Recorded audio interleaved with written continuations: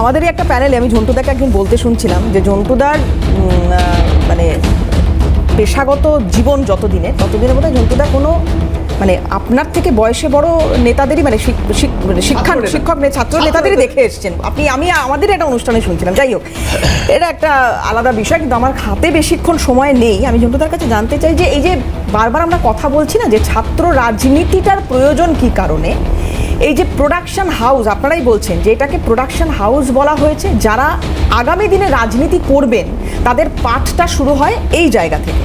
এই পাঠটা যদি বন্ধ হয়ে যায়, আজকে মমতা বন্দ্যোপাধ্যায়ের বিরুদ্ধে অভিযোগ উঠছে যে ছাত্র নির্বাচনটা হচ্ছে না, যিনি একজন ছাত্র রাজনীতি করে উঠে আসা মানুষ আজকে এই জায়গায় রয়েছে, তিনি কেন চাইবেন না? তিনি তো চাইবেন যে এই প্রোডাকশনটা হোক। না, আমি শুরুটা করেছিলাম শক্তি চট্টোপাধ্যায়ের কবিতা, সুভাষ আমি লাস্টে হয়তো এটা আমার শেষ শক্তি চট্টোপাধ্যায়ের দুটো লাইন, বিষণ্ণ রক্তের দাগ রেখে গেছে অন্ধকারে ফেলে, ছাত্র রাজনীতি নিয়ে লিখেছিলেন। আমি কেন বলছি যে মূল স্রোতের রাজনীতির দলগুলোর ভবিষ্যৎ নেতা তৈরির কারখানায় কলেজ বিশ্ববিদ্যালয়গুলো, এই ধ্রুব সত্যটা আমি তো খুবই নগণ্য। স্বয়ং রবীন্দ্রনাথ, সুভাষচন্দ্র বসু, আশুতোষ মুখোপাধ্যায় স্বীকার করতেন এবং বারবার তিনি স্বতন্ত্রতার কথা বলতেন যে বিশ্ববিদ্যালয় ক্যাম্পাস, কলেজ ক্যাম্পাস হবে স্বতন্ত্রতার প্রতীক। উনি ব্রিটিশদের টাকা চায়নি, বাড়ি বাড়ি গিয়ে ভিক্ষা তুলে নিয়ে ক্যালকাটা ইউনিভার্সিটি তৈরি করেছিলেন, কারণ ব্রিটিশরা যাতে নাক না গলায়। অটোনোমাস ছাত্র রাজনীতি দরকার এবং এই বহুদলীয় ব্যবস্থা দরকার। যে মমতা ব্যানার্জি যোগমায়া কলেজ থেকে সাকসেসফুল পলিটিশিয়ান আজকের যুগে, আমি তাকে মোরালি খুব করি, আমার সাথে আমি রাজনীতি দল করি না, কিন্তু তারপরেও বিশ্বাস করি উনি ছাত্র রাজনীতি ছিল বলে বামেদের সময় শহর থেকে শুরু করে প্রত্যন্ত গ্রামের বহু কলেজে কংগ্রেস, পরবর্তীকালে তৃণমূল কংগ্রেসের ভোটের মাধ্যমে জিতে আসার ন্যূনতম একটা চান্স রেখেছিল তারা বলে আজকে মমতা ব্যানার্জিকে আমরা সাকসেসফুল পলিটিশিয়ান হিসেবে পাই। তাহলে আজকে এটা আপনি বন্ধ করলেন কোন অছিলায়?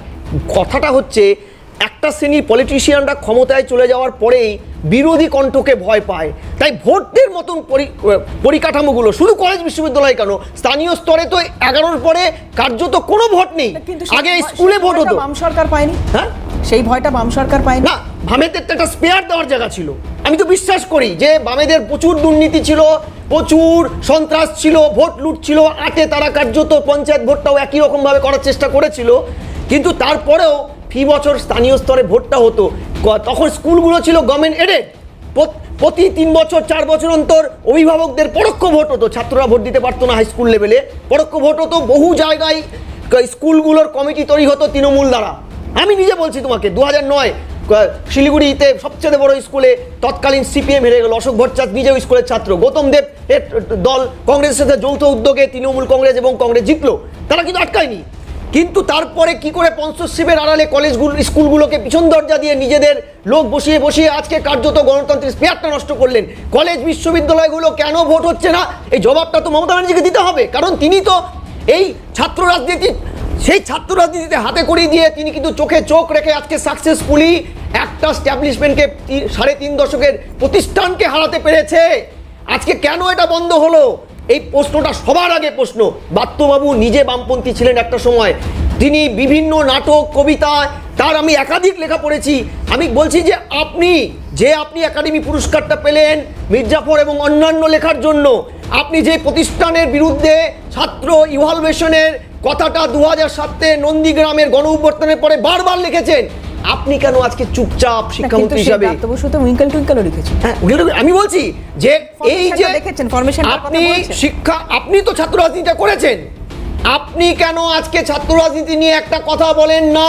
ঘুরপথে ক্যাম্পাসগুলো কারা চালাচ্ছে, কারা অধ্যাপকের থেকেও বেশি বয়সী বাবা ছেলে একই ক্যাম্পাসের ছাত্র হিসেবে বসে আছে? একদম সময় খুব সংক্ষিপ্ত, আমি অনির্বাণদার কাছে এটার উত্তর নেব যে অনির্বাণদা এটার বদল কেন হচ্ছে না, কোথায় অসুবিধা? একটা ছাত্র ভোট করানো, সিপিএম ভোট করাতে দিত বলে কলেজ স্কুলগুলোতে ভোট হতো। আমি জানি না ঝন্টুদা সেই সময় কোন কলেজে পড়তো, সেই সময় যারা কলেজে পড়তেন তাদের এখনো জিজ্ঞাসা করবেন কিরকম ভোট করা তার হতে দিত, ওটা তারা বলে দেবেন, ওটা নিয়ে ফালতু সময় নষ্ট করছি না। ঝন্টুদা আপনার সময় বলিনি, আপনার সময় সেখানে বিরোধীরাই জিততেন, আপনার সময় বলিনি সেখানে তার কবজির জোর ছিল বলে জিততো, এমনি বাকি জায়গায় কি করতো আমরা জানি। দ্বিতীয় কথা হচ্ছে যে এখানে আমরা আপনাকে বলছি যে সময় ছাত্র নির্বাচন হতো এবং বন্ধ হলো যে সময় এটা, তার আগের পিরিয়ডটা আপনি দেখে নেবেন। সে সময় এই একইভাবে শহর উঠেছিল যে ক্যাম্পাসে রাজনীতি হবে না, ওখানে কিসের রাজনীতির দরকার। এবার এখন ঠিক উল্টে গেছে। এনিওয়ে, পয়েন্টটা হচ্ছে মার্চ এপ্রিল নাগাদ যে নির্বাচনগুলি হবে তার ঘোষণা হবে, সেটার আগেই ঘোষণা হয়েছে। পয়েন্ট হচ্ছে তারপরও কোনো ছাত্র সংগঠন তারা রাজনীতির জন্য তাদের রাজনৈতিক দাবি ছাত্র মার্চ নির্বাচন দাবি এপ্রিল করতেই নাগাদ পারে, কোনো নির্বাচন হবে? অসুবিধা নেই।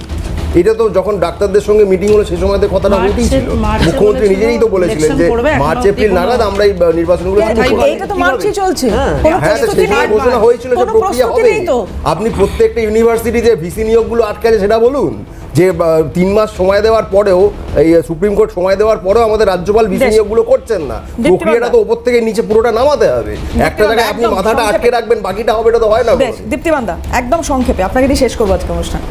প্রথম কথা হচ্ছে যে এই যে গোপাল সেন বা সন্তোষ ভট্টাচার্যের যে রীতি সেই সময়ের 34 বছরের বাম জমানায় আমরা দেখেছি, এটার কন্টিনিউয়েশন কিন্তু গৌরবঙ্গ বিশ্ববিদ্যালয়ের অধ্যক্ষ অচিন্ত বিশ্বাস বা আমাদের একদম শেষে যোগেশচন্দ্র চৌধুরী কলেজের অধ্যক্ষ পঙ্কজ রায়, সেই এফেক্ট কিন্তু সমান, যে শাসকের কাছে বিরোধী পক্ষ, বিরোধী মুখ, বিরোধী কথা এইগুলো একেবারেই ব্রাত্য।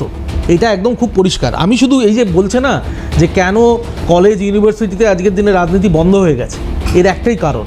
এর কারণ আমার লেখা একটা কবিতার 4টে লাইন দিয়ে শেষ করব। যে ছেলেটি টেট দিয়েছে যোগ্যতায় চাকরি চায়, যে ছেলেটি টেট দিয়েছে যোগ্যতায় চাকরি চায়, তাদের স্থান আজ পথের ধুলোয়। শাসক শুধু রক্ত খায়, শাসক শুধু রক্ত খায় বলেই কোনো মুখকে এরা দাঁড় করাতে চায় না, যে সঠিক মুখ প্রতিবাদ করবে, বলবে যে শাসক তোর কাপড় কোথায়। বেশ, বর্ণনা আন্দোলন চলবে যতক্ষণ না পর্যন্ত, আমরা স্পষ্টভাবে বলেছি, যতক্ষণ না ছাত্র ভোটের ডেট দেওয়া হবে ততক্ষণ এই আন্দোলন চলবে।